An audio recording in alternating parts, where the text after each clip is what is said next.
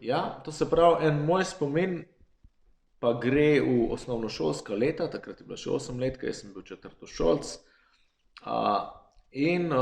Ker so bile te debate o osamosvajanju pa tako naprej zelo žive znotraj naših družin, smo tudi otroci zelo spremljali te zadeve. A ne.